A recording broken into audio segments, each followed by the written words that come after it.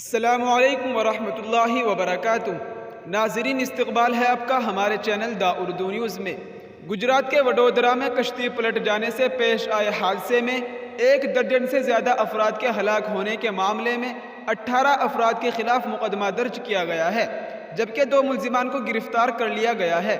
بقیہ ملزمان کو تلاش کرنے کے لیے 9 ٹیمیں تشکیل دی گئی ہے۔ جی ہاں ناظرین، آپ کو بتاتے چلے کہ خبر رساں ایجنسی IANS کے مطابق وڈودرا کے مضافات میں واقع ہرنی جھیل میں جمعرات کو کشتی پلٹ جانے سے 14 اسکولی بچے اور 2 اساتذہ ڈوب گئے تھے۔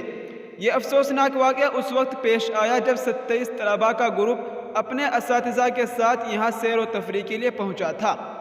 رپورٹ کے مطابق یہ حادثہ جمعرات کو شام کے قریب 4:45 بجے پیش آیا۔ بتایا جاتا ہے کہ کشتی میں صلاحیت سے زیادہ افراد سوار تھے اور کسی نے بھی لائف جیکٹ نہیں پہنا تھا۔ کشتی پلٹنے کے ساتھ ہی موقع پر چیخ و پکار مچ گئی تھی۔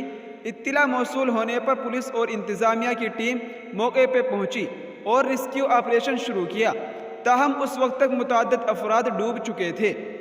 گجرات کے وزیر اعلیٰ بھوپندر پٹیل نے حادثے میں ہلاک ہونے والے بچوں کے اہل خانہ سے دلی تعزیت کا اظہار کرتے ہوئے اس واقعے کو انتہائی دل دہلا دینے والا واقعہ قرار دیا۔ انہوں نے یقین دلایا کہ متاثرین کو فوری امداد اور علاج فراہم کیا جائے گا۔ ایک بیان میں وزیر اعظم کے دفتر نے حادثے کے نتیجے میں ہونے والی ہلاکتوں پر دکھ کا اظہار کیا، سوگوار خاندانوں سے اظہار تعزیت کیا اور زخمیوں کی جلد صحت یابی کی خواہش کی۔ یہ اعلان کیا گیا کہ ہر مرنے والے کے لواحقین کو وزیر اعظم کے قومی ریلیف فنڈ PMNRF سے 2 لاکھ روپے اور زخمیوں کو 50 ہزار روپے دیے جائیں گے۔ کانگریس صدر ملیکارجن کھڑگے نے اس خبر پر گہرے دکھ کا اظہار کیا اور گجرات حکومت اور انتظامیہ سے راحت اور بچاؤ کے کاموں میں تیزی لانے کی اپیل کی۔